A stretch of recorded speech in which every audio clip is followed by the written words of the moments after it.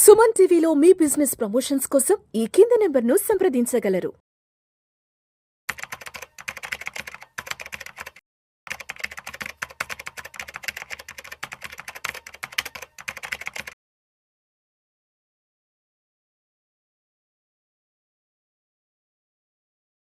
Welcome to Vishnu talks. నేను మీ విష్ణు. ప్రస్తుతం నాతో పాటు senior stock market analyst Eedara Ramakrishna garu ఉన్నారు. వారితో మాట్లాడదాం. సార్, ఈదర రామకృష్ణ గారు నమస్తే సార్. నమస్తే అండి విష్ణు గారు. Welcome to Vishnu talks. Eedara Ramakrishna గారు, ఏంటి ప్రపంచం అంతా ఈ టారిఫ్ల యుద్ధాలతో, టారిఫ్ల భయంతో, ట్యాక్స్ల మోతతో దద్దరిల్లిపోతుంది. దెబ్బకి ఇండియన్ స్టాక్ మార్కెట్స్ కూడా ఎక్కడి నుంచో ఎక్కడికో వెళ్ళిపోయినాయి. అంటే 85,978 2024 సెప్టెంబర్ 27th మనం చూసిన ఆల్ టైమ్ హై. ఇవాళ చూస్తే ఏమో 73,000కి సెన్సెక్స్ వచ్చేసింది. నిఫ్టీ ఏమో 22,000 దిగువనకు వచ్చేసింది. ఏంటి అసలు ఈ టారిఫ్ల గొడవ ఏంటి, టారిఫ్ల గోలేంటి, ఎందుకు ట్రంప్ తీసుకున్న నిర్ణయాలతో ప్రపంచ మార్కెట్లన్నీ కూడా కుదేలైపోతున్నాయి అంటారు అసలు? అంటే టారిఫ్స్ వారు మొదలైన తర్వాత, అంటే ట్రంప్ ప్రమాణం స్వీకారం చేసిన తర్వాత మార్కెట్స్ అప్పటికే కొంత ఫాల్ చూస్తూ ఉన్నాం. మనం సెప్టెంబర్ నుంచే మనం ఫాల్ చూస్తూ ఉన్నాం నిఫ్టీలో, అట్లాగే వేరే ఇండెక్సెస్ వాటిల్లో. తర్వాత మనము ఈ సంవత్సరం బిగినింగ్లో చెప్పుకున్నట్లు కొన్ని సెక్టార్స్ బాగుంటాయి అనుకున్న సెక్టార్స్ లైక్ ఐటీ, ఫార్మా, మెయిన్గా మనకి ఇవన్నీ ఎక్స్పోర్ట్ ఓరియంటెడ్ మన పాయింట్ ఆఫ్ వ్యూలో. So 60% of the IT exports జరుగుతాయి ఇండియన్ కంపెనీస్ నుంచి అమెరికాకి. సో ఎప్పుడైతే టారిఫ్స్ పెంచుతూ ఉన్నారో, అది టారిఫ్స్ పెంచడం వల్ల వీళ్ళ ప్రాఫిటబిలిటీస్ తగ్గుతాయేమో అన్న ఆందోళనతో మార్కెట్స్ పట్టడం మొదలుపెట్టాయి. కానీ ఈ టారిఫ్స్ ఒక కంట్రీతో పరిమితం కాకుండా అన్ని కంట్రీస్కి, అంటే చైనా, తర్వాత మెక్సికో, కెనడా, ఈ అన్ని దేశాలతో మొదలైంది. అది కూడా కాకుండా ఈ కంటిన్యూస్గా న్యూస్లు రావటం, అంటే ఏదో ఒక ప్రణాళికాబద్ధంగా పెంచడం కాకుండా ఏది తోస్తే అది ఎప్పుడు పడితే అప్పుడు పెంచడంతో మార్కెట్స్ కుదేలవుతూ ఉన్నాయి. అన్ని అసెట్ క్లాసెస్లో ఈ తీవ్రత కనిపిస్తుంది. మీరు చెప్పినట్టు సెన్సెక్స్, నిఫ్టీ కాకుండా వరల్డ్ వైడ్ మనము క్రిప్టో కరెన్సీస్ కానీ, బిట్ కాయిన్ కానీ అన్నీ కూడా గందరగోళానికి గురవుతూ ఉన్నాయి, అన్నీ పడుతూ ఉన్నాయి. నిఫ్టీ ఇప్పటికే మనకి 15.8% హై నుంచి కోల్పోవడం జరిగింది. అఫిషియల్గా బేర్ మార్కెట్ అన్న పదం యూజ్ చేయడానికి ఇంకొక 4% డిస్టెన్స్లోనే ఉంది. సో నిన్న కూడా 1.8% నిఫ్టీ పడిపోవటం మనం చూసాం. ఎన్ని రకరకాల కారణాలు, అంటే రీసెంట్గా అమెరికాలో క్వార్టర్లీ రిజల్ట్స్ కూడా బాగలేదు. ఎన్విడియా రిజల్ట్స్ ఫెయిల్ అవడంతో మనకి గురువారం రాత్రి అక్కడ ఎన్విడియా పడిపోవడం, ఆ స్టాక్స్ పడిపోవడం, టెస్లా కూడా బాగా కరెక్ట్ అవడము గత కొద్ది సెషన్స్ నుంచి. ఇవన్నీ కారణాలతో మన మార్కెట్స్ కూడా పడిపోవడం గమనిస్తున్నాం. మన మార్కెట్స్ కొంచెం లీడ్ చేస్తున్నాయని అనుకోవచ్చు. అంటే గతంలో మనం చూస్తే మన మార్కెట్స్ ఎప్పుడు కూడా పెరుగుతూ ఉండే, అమెరికన్ మార్కెట్స్ కన్సాలిడేషన్ అయ్యే టైంలో కూడా మన మార్కెట్స్ పెరుగుతూ ఉండే. కానీ గత 5 నెలల నుంచి మన మార్కెట్స్ పడిపోతున్నాయి. అమెరికన్ మార్కెట్స్ అక్కడ ఆగినాయి, హాల్ట్ అయినాయి. కానీ రీసెంట్గా అమెరికన్ మార్కెట్స్ కూడా సేమ్ ట్రెండ్ ఫాలో అవుతున్నాయి, అవి కూడా పడిపోవడం మొదలుపెట్టాయి. సో ఇప్పుడు మన మార్కెట్స్ రికవరీ అయ్యేటప్పుడు కూడా మేబీ ముందుగా రికవర్ అయ్యే ఛాన్సెస్ మన మార్కెట్స్కే ఉన్నాయని చెప్పుకోవాలి. కానీ అది ఎప్పుడు ఎలా అనేది మనం చూడాలి. అంటే మెయిన్గా నిన్న ఒక వార్త వచ్చింది, జీడిపి నెంబర్స్ ఇంప్రూవ్ అయినాయి.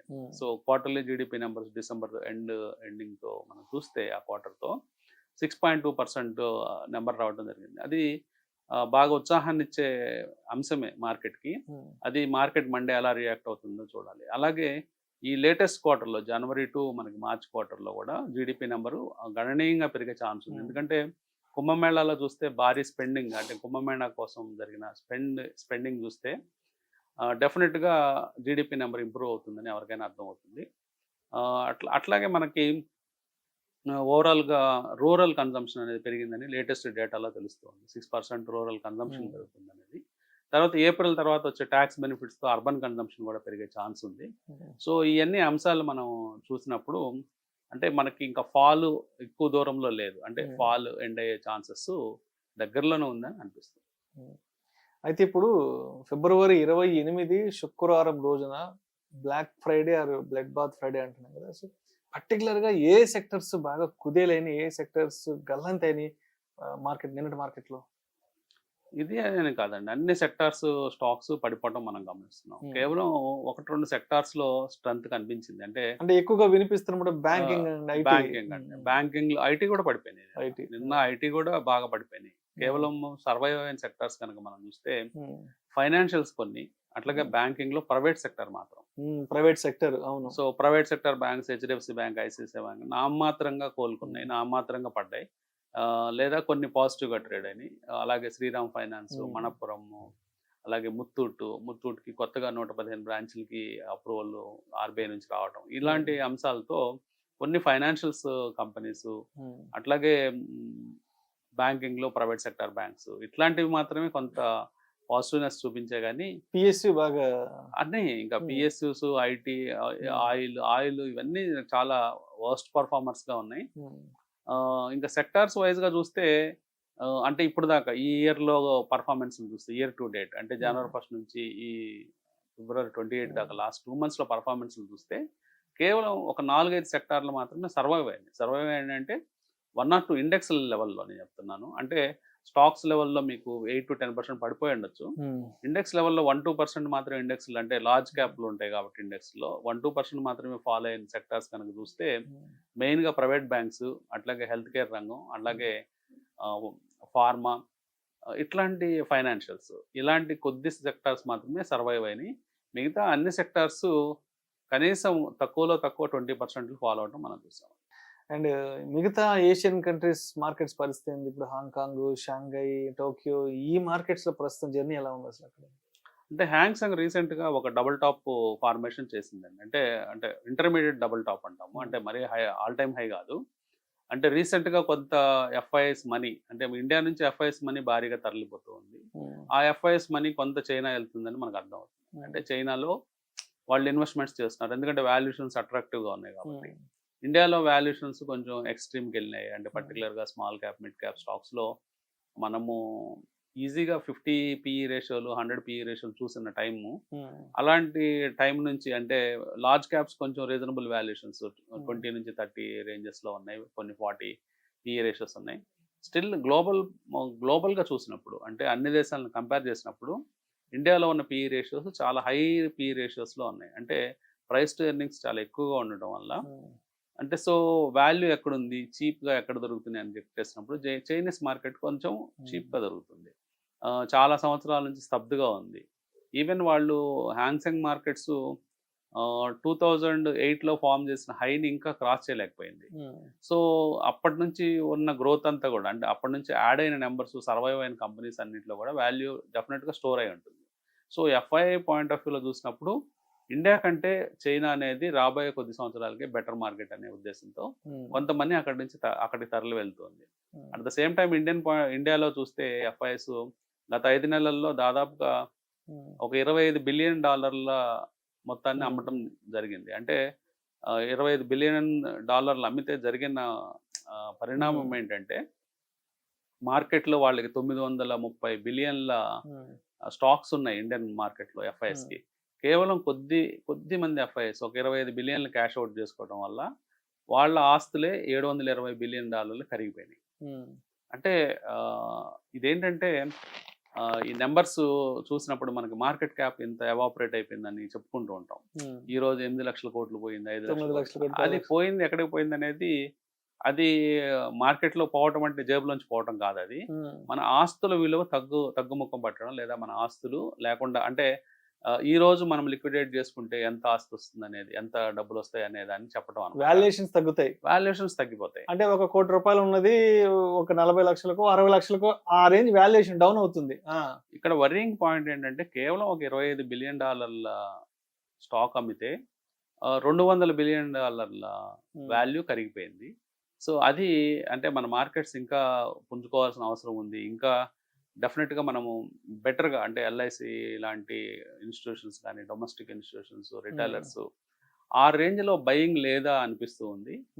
సో అందరూ కూడా లాంగ్ బుల్ రన్ తర్వాత ఒక కరెక్షన్ రావడం సహజమే అనే ఉద్దేశంలో ఉన్నారు. అట్లాగే వాల్యుయేషన్స్ని కూడా వాల్యుయేషన్స్ చూసుకుందాము, కొంచెము అప్రమత్తంగా ఉండే ఇన్వెస్టర్స్, హెచ్ఎన్ఐస్ కూడా తోడవడం, ఇవన్నీ కారణాల చేత మార్కెట్స్లో ఈ ఫాల్ మనం గమనించాము.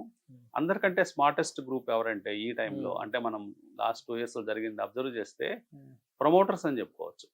ఎవరైతే కంపెనీని ప్రమోట్ చేసి డైరెక్టర్స్గా ఉన్నారో లేకపోతే కంపెనీ సీఈఓస్గా ఉన్నారో ఆ కంపెనీ ఓనర్స్ అందరూ కూడా లాస్ట్ 2 yearsలో దాదాపుగా 2 నుంచి 3 లక్షల కోట్ల రూపాయల దాకా వాళ్ళ స్టాక్ను అమ్ముకోవడం జరిగింది. వాళ్ళు అందరిలో స్మార్టెస్ట్ లాట్ అని మనం చెప్పుకోవచ్చు. సో ఇప్పుడు నిన్న చూసిన ఫాల్ ఏదైతే ఉందో ఆల్మోస్ట్ 1400 పాయింట్లు వెనక్కి వెళ్ళిపోయినాయి కదా, డౌన్ఫాల్ అయింది కదా. అంటే ఇప్పుడు నిన్న జరిగిన ఫాల్ లాస్ట్ ఒక 25-30 yearsలో ఎప్పుడైనా జరిగిందా అంత పెద్ద ఫాల్? ఇవన్నీ చిన్న చిన్న ఫాల్స్ అండి. ఇంకా చాలా పెద్ద ఫాల్స్ మనం గతంలో చూసాము. అంటే పర్సంటేజ్ టర్మ్స్లో నెంబర్ అబ్సల్యూట్ నెంబర్ చెప్తున్నారు మీరు 1400 పాయింట్లు. పర్సంటేజ్ టర్మ్స్లో మార్కెట్స్ 10-15%, 20% పడ్డ రోజులు చాలా సందర్భాల్లో జరిగినాయి. 2008 అంతకుముందు 1996 నుంచి తర్వాత సర్క్యూట్స్ అంటాం. అంటే మార్కెట్స్ సర్క్యూట్స్లో పడిపోవడం అంటే మనకి ఫస్ట్ మినిట్లో మీకు ఒక 10% కనుక మార్కెట్ పడిపోయిన పక్షంలో మార్కెట్ని ఒక 1 hour ఆపేయడం జరుగుతుంది. అదే 15% పడిపోయిన పక్షంలో ఆ రోజుకి మార్కెట్ని క్లోజ్ చేయడం జరుగుతుంది. సో ఇది గతంలో చాలా సందర్భాల్లో జరిగింది. సబ్ప్రైమ్ క్రైసిస్ 2008లో కానీ తర్వాత అంతకుముందు ప్రోక్రాన్ టెస్టులు జరిగినప్పుడు కానీ 1998లో కానీ అంతకుముందు హర్షద్ మెహతా టైంలో కానీ తర్వాత ఐటీ బబుల్ క్రాష్ అయిన సందర్భాల్లో కానీ చాలా సందర్భాల్లో లోవర్ సర్క్యూట్స్ చాలా సందర్భాల్లో పడినాయి. సో ఈ లోవర్ సర్క్యూట్స్ పడ్డప్పుడు మార్కెట్స్ 10% ఒకే రోజు కోల్పోవడం కూడా చూసాము.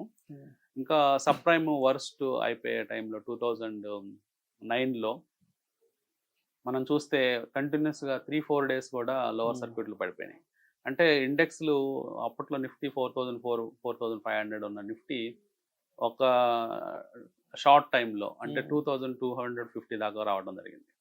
అంటే 50% అంటే అప్పటికే 6,500 ఉండే 6,300 6,500 ఉండే నిఫ్టీ 4,000కి వచ్చిన తర్వాత అంటే కొన్ని ఒక సంవత్సరం పాటు ఫాల్ అయ్యి ఉన్న టైంలో అక్కడి నుంచి 50% కట్ అవడం కూడా మార్కెట్లో జరిగింది. మొత్తం మీద అంటే పీక్స్ నుంచి ఆ హై నుంచి కనుక 2250 లెవెల్ కనుక నిఫ్టీ కనుక చూస్తే ఆల్మోస్ట్ 66% 65% ఇండెక్స్ లెవెల్లో కోల్పోయిన సందర్భాలు కూడా జరిగినాయి మార్కెట్లో. సో ఇండెక్స్ లెవెల్లో 65% కోల్పోవటం అంటే మీరు అర్థం చేసుకోవచ్చు స్టాక్స్ ఎంత కోల్పోతాయి అంటే స్టాక్స్ ఎలా ఉంటాయి అనేది మీరు పిక్చరైజ్ చేసుకుంటే అంటే విజువలైజ్ చేసుకుంటే స్టాక్స్ 80-90% కోల్పోయే సందర్భాలు అనమాట. ఓకే. సో ఇప్పుడు జరుగుతున్నదంతా నార్మల్ జనరల్ కరెక్షన్ అనుకోవచ్చు.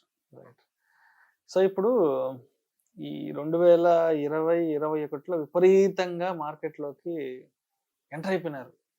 ఆల్మోస్ట్ 16 కోట్లు 17 కోట్లు ఎన్ని డిమాండ్లు నడుస్తున్నాయి ప్రస్తుతానికి.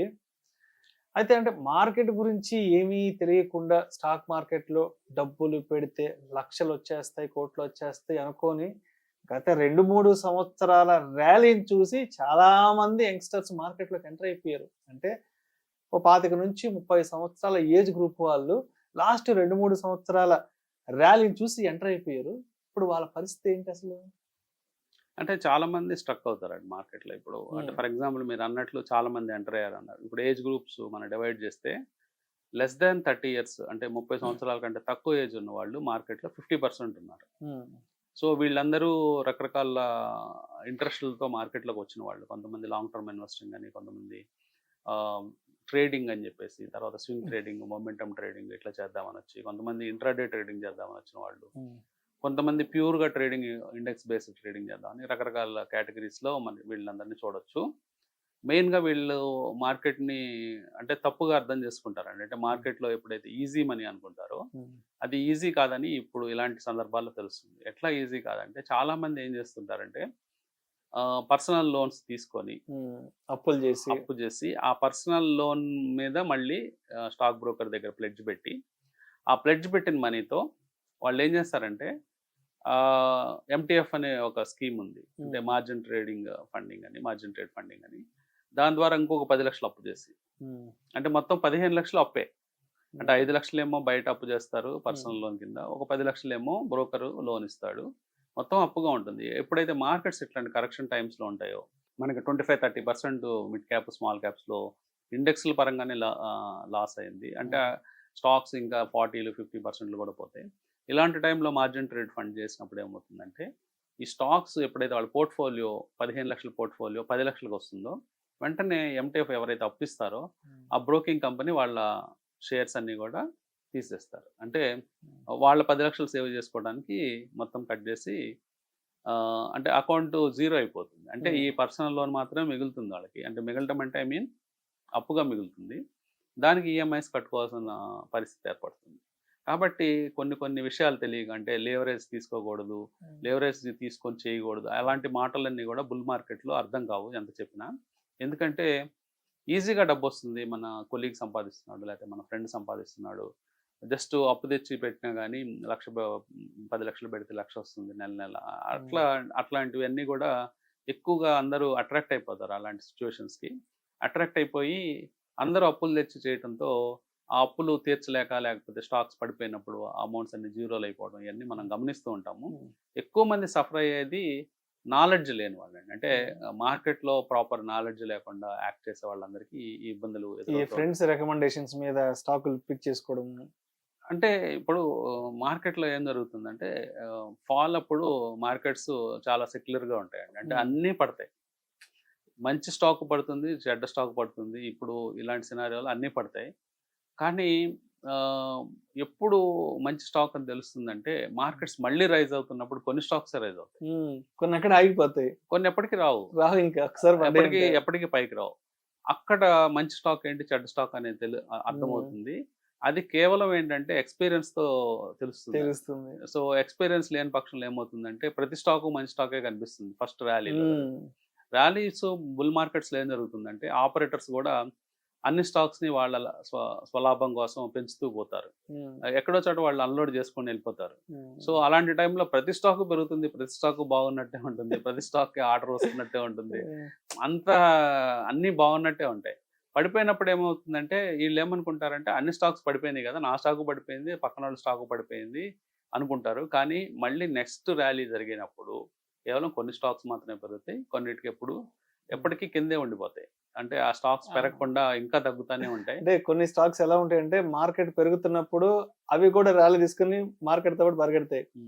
మార్కెట్ ఫాల్ అయినప్పుడు కొన్ని మాత్రమే ఇలా వెళ్తే కొన్ని ఎక్కడ ఆగిపోతాయి. సో వాటిలో స్ట్రక్ అయిపోయినప్పుడు వాళ్ళు అప్పటికే అప్పు తెచ్చిన మనీ వల్ల ఇంట్రెస్ట్ లాస్, తర్వాత అసలు పోయి ఉంటుంది, చాలా ఇబ్బందులకు గురయ్యారు. స్ట్రక్ అయిన స్టాక్స్ తో వాళ్ళు కూడా స్ట్రక్ అయిపోతారు. వాళ్ళు ఏదో ఒక మూమెంట్లో అవన్నీ వదిలేయాల్సి ఉంటుంది.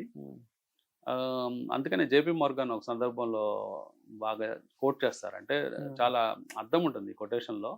అంటే బేర్ మార్కెట్స్లో స్టాక్స్ అన్ని రైట్ఫుల్ ఓనర్స్ దగ్గరికి వెళ్ళిపోతాయి అని చెప్తారు. అంటే ఒక నిజాయితీ పరుడైన ఓనర్ దగ్గరికి స్టాక్స్ అన్ని వెళ్ళిపోతాయి బేర్ మార్కెట్. అంటే ఆషామాషిగా మనం స్టాక్ మార్కెట్తో వ్యవహారం చేస్తే ఆషామాషిగానే మన దగ్గర షేర్లన్నీ మన దగ్గర ఉండకుండా వెళ్ళిపోతాయి.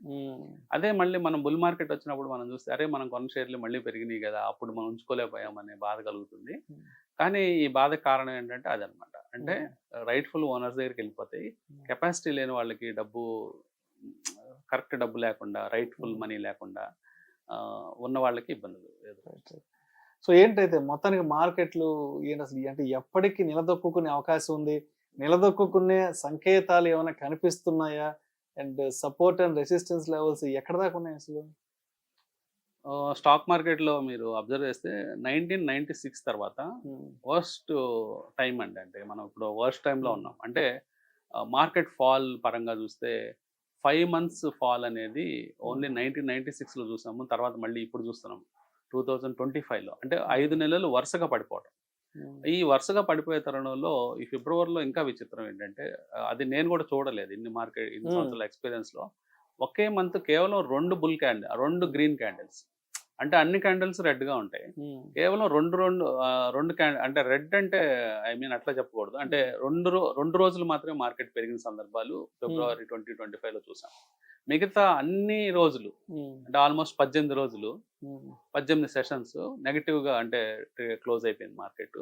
అంత వర్స్ట్ టైమ్స్ మనం చూడం. లాస్ట్ 16-17 days అబ్జర్వ్ చేసినా కానీ 8 రోజులు పడిన తర్వాత ఒక్క రోజు 30 పాయింట్లు, కేవలం 30 పాయింట్లు పెరిగి మళ్ళీ 8 రోజులు వరుసగా పడిపోవటం, 9 రోజులు పడిపోవడం, ఇలాంటివి చాలా రేర్ కేసుల్లో చూస్తాము. అలాంటిదే జరిగింది. అంటే మార్కెట్లో సెల్లింగ్ అనేది ఎంత సీరియస్గా ఉందనేది మనం అర్థం చేసుకోవచ్చు. సో ఇప్పుడు మొత్తానికి ఈ ట్రంప్ గారి ట్యాక్స్ల భయాందోళనతో, టారిఫ్ల భయంతో ఏ సెక్టార్స్ మన స్టాక్ మార్కెట్లో ఇంకా బాగా డౌన్ఫాల్ అయ్యే అవకాశం ఉందంటారు? ఎస్పెషల్లీ ఇప్పుడు జరుగుతున్న ఈ టారిఫ్ల యుద్ధంతో. టారిఫ్ల యుద్ధంతో కొన్ని సెక్టార్లు భయపడాల్సిన అవసరం ఉందండి. పర్టికులర్గా ఆటోమొబైల్ సెక్టర్. ఎందుకంటే ఇదివరకు మనము ఒక కార్ని ఇంపోర్ట్ చేయాలంటే 150% ట్యాక్స్ ఉండేది. మన బడ్జెట్ సమయానికి 70% ట్రంప్ భయంతో 70% తీసుకొచ్చారు ఆ ట్యాక్స్ని. సో ట్రంప్ అడుగుతుంది ఏంటంటే 15% చేయమని.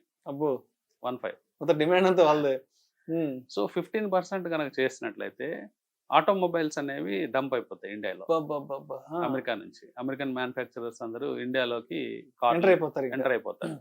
సో టెస్లా ఆల్రెడీ ప్లాన్ చేస్తుంది షోరూమ్స్ పెడదామని ఢిల్లీలో, బెంగళూరు, ఇట్లా కొన్ని సెంటర్స్లో టెస్లా ప్లానింగ్లో ఉంది.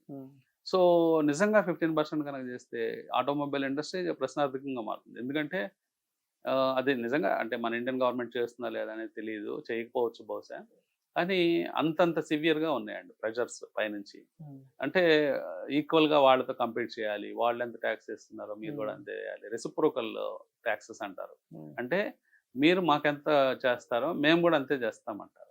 అంటే ఫర్ ఎగ్జాంపుల్ మనం 150% చేస్తున్నాం కాబట్టి ట్యాక్స్, ఆటోమొబైల్కి వాళ్ళు 150% చేస్తే మనకు పోయిందేం లేదు. మనమేమి అమెరికా మీద మన ఆటోమొబైల్ ఎక్స్పోర్ట్స్ డిపెండెన్సీ లేదు. మనం పంపించే దేశాలు వేరే దేశాలు, పర్టికులర్గా African countries, particular south Africa, అట్లా కొన్ని ఈస్టర్న్ కంట్రీస్కి మనం కార్లు పంపిస్తూ ఉంటాం. కాబట్టి మనకి అమెరికన్ మార్కెట్తో వచ్చిన ఇబ్బంది ఏం లేదు. సో ఈ రెసిప్రోకల్ వేలో ఏం చేస్తారంటే అమెరికాతో ఇబ్బంది ఉండే సర్వీసెస్ మాత్రమే కొంచెం కాంప్రమైజ్ అయ్యే అవకాశాలు ఉంది. మిగతా సెక్టార్స్ని మాత్రం యాజ్ ఇట్ ఈస్గా వదిలేసే అవకాశాలు ఉన్నాయి. రైట్. సో మరి ఇప్పుడున్న మార్కెట్ ఫాల్ మరి ఆపర్చునిటీ తీసుకోవాలి ఏంటంటే మనకున్న అవకాశాలు ఏమున్నాయి? ఇప్పుడు మార్కెట్లోకి ఎంటర్ అవ్వాలి అంటే, దీన్ని ఒక ఆపర్చునిటీగా మలుచుకోవాలంటే? ఇప్పుడు ఇది చాలా గుడ్ క్వశ్చన్ అండి యాక్చువల్గా. ఎందుకంటే చాలా మంది ఏం చేస్తారంటే బేర్ మార్కెట్ వచ్చింది కాబట్టి మనం ఇంకేం చూడాల్సిన అవసరం లేదు, ఎలాగ పోయింది పెట్టికి తాళం వేసేసి ఇంకా రెస్ట్ తీసుకుందాం, 2-3 ఏళ్ల తర్వాత ఎప్పుడో మార్కెట్ కోలుకుంటే అప్పుడు చూసుకుందాం అనుకుంటారు. కానీ అది చాలా రాంగ్ అప్రోచ్ అండి. స్టాక్ మార్కెట్లో ఎప్పుడు కూడా మీరు స్టాక్స్ని చర్న్ చేస్తూ ఉండాలి. జనరల్గా ఏం జరుగుతుందంటే ఇందాక మనం టాపిక్ బిగినింగ్లో మాట్లాడుకున్నట్లు చాలా స్టాక్స్ మళ్ళీ రికవర్ కావు, ఎప్పటికీ కావు. 1 వేలో కిందకి పోతూనే ఉంటాయి. అవి పోయి 0 అయిపోయేదాకా మనం చూస్తూనే ఉంటాం. అట్లా కాకుండా ఏదో పాయింట్లో లాస్ని అరెస్ట్ చేసి ఆ స్టాక్స్ని వదిలించుకొని రైజ్ అయ్యే స్టాక్స్లోకి షిఫ్ట్ అవుతూ ఉండాలి. ఇప్పుడు సింపుల్ లాజిక్ అండి, మ్యూచువల్ ఫండ్స్ ఉన్నాయి, అవి ఎందుకు షైన్ అవుతున్నాయి? ఎందుకు మార్కెట్ ఫాల్ కంటే తక్కువ పడుతూ ఉంటాయి ఎన్ఏవీస్? లేదా మార్కెట్స్ని ఫండ్ మేనేజర్స్ ఎలా బీట్ చేయగలుగుతున్నారో మీరు అర్థం చేసుకోగలిగితే సింపుల్ లాజిక్ ఏంటంటే, ఈ ఫండ్ మేనేజర్స్ ఏం చేస్తారంటే కాన్స్టెంట్గా చర్న్ చేస్తూ ఉంటారు. అంటే అది ఏమి వాళ్ళ తెలివితేటలు కాదు. కాన్స్టెంట్ చర్నింగ్ అనేది ఎందుకు చేస్తారంటే, ఫర్ ఎవ్రీ మంత్ వాళ్ళకి కొన్ని రిడమ్షన్స్ వస్తాయి. ఈ రిడమ్షన్స్ వల్ల కొంత సరుకు అమ్మాలి, ఆ మంత్లో కొంత సరుకు. అలాగే ఎవ్రీ మంత్ ఎస్ఐపీలు వస్తూ ఉంటాయి, ఆ ఎస్ఐపీల వల్ల కొంత సరుకు కొంటూ ఉండాలి. ఈ కారణాల చేత వాళ్ళు ఎలాగూ మీటింగ్స్ పెట్టుకొని వాళ్ళు ఉన్న షేర్ లిస్ట్లో చెత్త షేర్ లెవెల్ తీస్తూ పోతూ ఉంటారు. ఎవ్రీ మంత్ ఆ ఎక్సర్సైజ్ చేస్తారు, ఎవ్రీ వీక్లీ బేసిస్లో కూడా చేస్తారు. అలాగే మంచి షేర్లు, క్వాలిటీ షేర్లను యాడ్ చేసుకుంటూ పోతారు. సో రీబ్యాలెన్సింగ్, చర్నింగ్ జరుగుతూ ఉంటుంది. మన రిటైల్ ఇన్వెస్టర్స్తో వాళ్ళు ఇబ్బంది పడే అంశం ఏంటంటే, ఈ చర్నింగ్ చేసినప్పుడల్లా ఖర్చులు అవుతాయి, ట్యాక్స్, బ్రోకరేజ్ అవుతుంది, ఛార్జెస్ అవుతాయి అనే ఆందోళనతో ఎక్కువ మంది ఉంటారు. ఎందుకు ఎట్లాగా అన్ని పడుతున్నాయి అని అనుకుంటారు. కానీ యాక్చువల్గా మనము ఈ ఖర్చుల కంటే మనము ఈ లాస్ అయ్యేదే ఎక్కువ ఉంటుంది. అది అర్థం చేసుకోవడానికి కొంత టైం పడుతుంది మార్కెట్లో. అది ఇగ్నోర్ చేయకుండా కాన్స్టెంట్గా బేర్ మార్కెట్లో కూడా యాక్టివ్గా ఉన్న వాళ్ళకే బుల్ మార్కెట్లో ఎక్కువ డబ్బులు సంపాదించే అవకాశం ఉంది. సో కన్క్లూషన్గా మ్యూచువల్ ఫండ్ ఇన్వెస్టర్స్కి కానీ, ఈక్విటీ ఇన్వెస్టర్స్కి కానీ, ఈదర్ రామకృష్ణ గారు ఇప్పుడు చెప్పాలనుకున్న 4 మంచి మాటలు ఏమైనా ఉన్నాయంటే ఏం చెప్తారు? మ్యూచువల్ ఫండ్ వాళ్ళు ఎవరైతే ఉన్నారో వాళ్ళు ఏదైతే మనం ముందుగా గుర్తుపెట్టుకోవాల్సింది, ఒక ఇన్వెస్ట్మెంట్ స్కీమ్లో కానీ ప్రోగ్రాంలో కానీ జాయిన్ అయినప్పుడు ఏమైతే అనుకున్నామో అది దానికి స్టిక్ అవ్వడం బెటర్ అండి. అంటే ఫర్ ఎగ్జాంపుల్ మనం ఏమనుకుంటాం, 2 ఏళ్ల క్రితం ఫర్ ఎగ్జాంపుల్ మ్యూచువల్ ఫండ్లో ఇన్వెస్ట్మెంట్స్ చేస్తున్నాం, ఎస్ఐపీలు పెడుతున్నామో లేకపోతే లేకపోతే లంసంలో డబ్బులు పెట్టాము అనుకోండి. అప్పుడు మనం ఒక డెసిషన్ తీసుకోవడానికి కారణం ఉంటుంది. అంటే మన లాంగ్ టర్మ్ గోల్స్ అచీవ్ కావడానికి కానీ ఒక 10 ఇయర్స్ పాటు ఉందామని ఆ రోజున అన్ని మనం రిస్క్లు రివార్డులు అన్ని బేరేజ్ వేసుకున్న తర్వాత ఆ డెసిషన్ తీసుకొని ఉంటాం. దానికి స్టిక్ ఆన్ అయిపోయి ఈ రోజు కూడా అలాగే కంటిన్యూ అయిన వాళ్ళకి ఇబ్బంది ఉండదు. సడన్గా మార్కెట్ పడిపోయింది, బెంబేలెత్తిపోయి ఇప్పుడు మార్కెట్కి పోతున్నాయి, ఇంకా భవిష్యత్తులో పైకి రావేమో అనుకున్న వాళ్ళు ఇబ్బంది పడతారు. ఇప్పుడు కొన్ని ఎగ్జాంపుల్స్ కనుక మనం చూస్తే, ఇప్పుడు axis bank small and mid cap fund ఉంది. ఫర్ ఎగ్జాంపుల్ అది ఒక టైంలో అంటే 2015 ఆ టైంలో 10 రూపాయలకి ఇచ్చారు. ఓకే, 10 రూపాయల మీద ఇష్యూ ఇవ్వటం జరిగింది, mutual fund issue. Axis mid and large cap fund చూస్తే, mid and small cap fund చూస్తే, సో 10 రూపాయలకి ఇచ్చినప్పుడు 2020లో ఎప్పుడైతే కరోనా వచ్చిందో అప్పటికి ఎన్ఏవి 20 రూపాయలు అయింది. అంటే 5-6 ఏళ్లలో డబుల్ అయింది. ఎప్పుడైతే డబుల్ అయిందో కొంతమంది ఇన్వెస్టర్స్ ఎలా ఫీల్ అవుతారంటే, కరోనా కదా ఇంకా అంతా మార్కెట్లో ఇబ్బందులు ఉన్నాయి, భారీగా పడిపోతున్నాయి, మనం కూడా కోల్పోతాము, ఈ డబ్బులు కూడా మిగలవు అంటే అట్లీస్ట్ ఫండ్ డబుల్ అయింది కదా అని బయటకు వెళ్ళిపోతారు. అదే ఫండ్ ఈ రోజు చూస్తే 96 రూపీస్ దగ్గర ట్రేడ్ అవుతుంది. అంటే మనం పెట్టిన 10 రూపాయలు 96 రూపాయలు అయింది.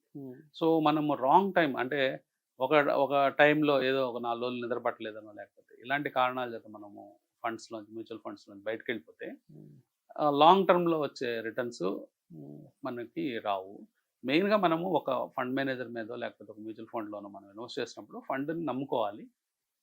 మార్కెట్లో ఉండే ఒడిదుడుకులు ఎలాగూ ఉంటాయి, వీటిని అవాయిడ్ చేయడం కుదరదండి. ఎందుకంటే మార్కెట్స్లో ఎప్పుడు వాలటిలిటీ అంటే ఒక సముద్ర ప్రయాణం లాంటిది. అంటే ఈ ప్రయాణంలో ఎన్నో ఒడిదుడుకులు, సాఫీగా పోదు, మొదలు తుఫాన్లు రావచ్చు, తుఫాన్లు వస్తుంటాయి, అన్నీ వస్తుంటాయి.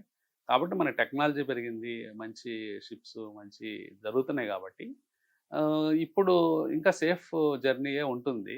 కాకపోతే ఈ ఒడిదుడుకులు ఉంటాయి, ఈ అన్నింటినీ పట్టించుకోకుండా మనం డే 1 డెసిషన్ తీసుకున్న రోజు అంటే ఇన్వెస్ట్మెంట్స్ చేద్దాము, లేకపోతే స్టాక్ మార్కెట్లోకి వెళ్దాము, లేకపోతే మ్యూచువల్ ఫండ్లో ఇన్వెస్ట్ చేద్దామనే రోజు ఏమైతే నిర్ణయం తీసుకున్నామో, మనం లాంగ్ టర్మ్ ఉంటాం, 10 ఏళ్ళు ఉంటామనే నిర్ణయం, ఆ నిర్ణయాన్ని కట్టుబడి ఉన్న వాళ్ళకి ఇబ్బంది రాదు.